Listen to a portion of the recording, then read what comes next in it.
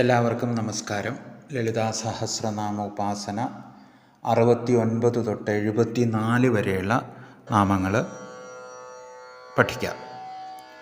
ഗേയചക്രരഥാരൂഢ മന്ത്രിണീ പരിസേവിത, കിരിചക്രരഥാരൂഢ ദണ്ഡനാഥാ പുരസ്കൃത, ജ്വാലാമാലിനികാക്ഷിപ്ത വന്യപ്രാകാരമധ്യക, ഭണ്ഡസൈന്യവധോദ്യുക്ത ശക്തിവിക്രമഹർഷിത, നിത്യാ പരാക്രമാടോപ നിരീക്ഷണ സമുത്സുക, ഭണ്ഡപുത്രവധോദ്യുക്ത ബാലാവിക്രമ നന്ദിത.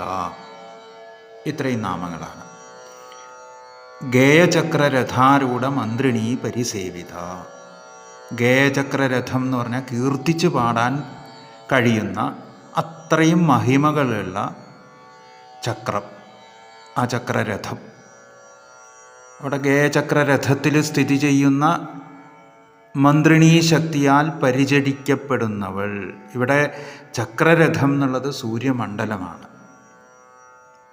അപ്പോൾ ഗേയചക്രരഥത്തിലിരിക്കുന്ന ദേവത പരിചരിക്കുന്നു എന്നത് ത്രിപുരസുന്ദരിയായ ആ കുണ്ടലിനി ശക്തിയെ സൂര്യമണ്ഡലത്തിൽ വർത്തിക്കുന്ന സ്ഥിതി ചെയ്യുന്ന മധ്യകൂട ദേവത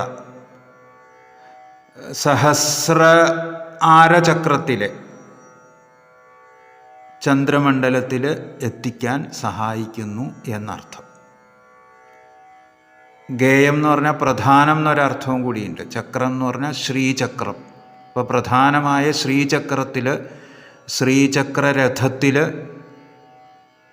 ഇരിക്കുന്നവൾ, അങ്ങനെ സമാരൂഢയായിട്ട് ഉപാസകന് മന്ത്രശക്തി സ്വയം വെളിവാക്കി കൊടുക്കുന്നവൾ എന്ന് മറ്റൊരർത്ഥവും കൂടി ഉണ്ട്. അടുത്തത് കിരിചക്രരഥാരൂഢ ദണ്ഡനാഥാ പുരസ്കൃത. കിരി എന്ന് പറഞ്ഞാൽ പന്നി. കിരിചക്രരഥം പന്നിയുടെ ആകൃതിയിലുള്ള രഥം, അല്ലെങ്കിൽ പന്നി വലിക്കുന്ന രഥം, പന്നികളാൽ വലിക്കപ്പെടുന്ന രഥം. ദണ്ഡനാഥ വാരാഹി ദേവത. കിരിചക്രരഥത്തിൽ ആരൂഢയായ ഇരിക്കുന്ന, സ്ഥിതി ചെയ്യുന്ന ദണ്ഡനാഥാ ശക്തിയാൽ,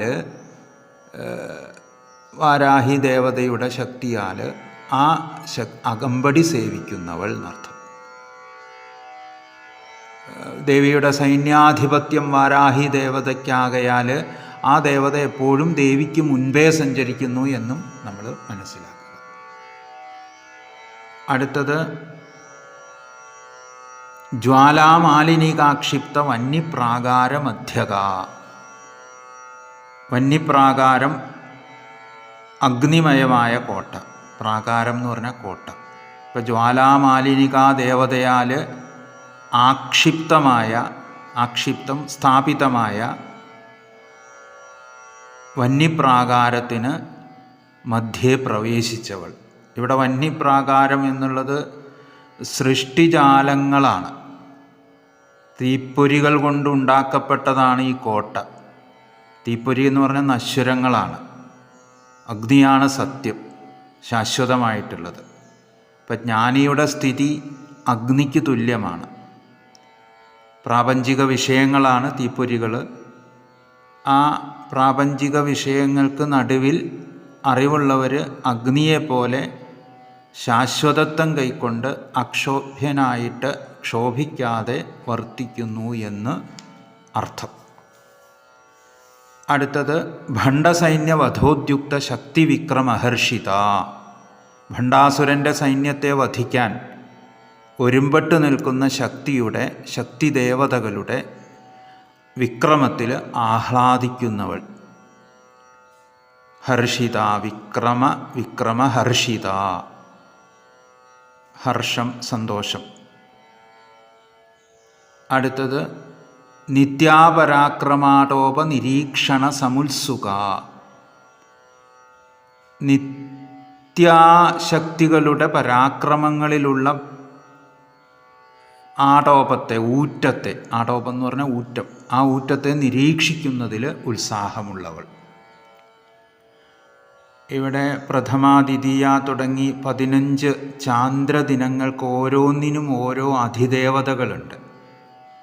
അവയെ ദിനനിത്യ ദേവതകളെന്നും തിഥി ദേവതകളെന്നും പറയും. ഇപ്പോൾ കാമേശ്വരി, ഭഗമാലിനി, നിത്യക്ലിന്ന, ഭേരുണ്ട, വന്യവാസിനി, ഇങ്ങനെ കാലസ്വരൂപിണിയായ ദേവതയ്ക്ക് നിത്യദേവതകൾ അംഗരക്ഷ ചെയ്യുന്നു എന്ന് ഒരു കൽപ്പനയുണ്ട്.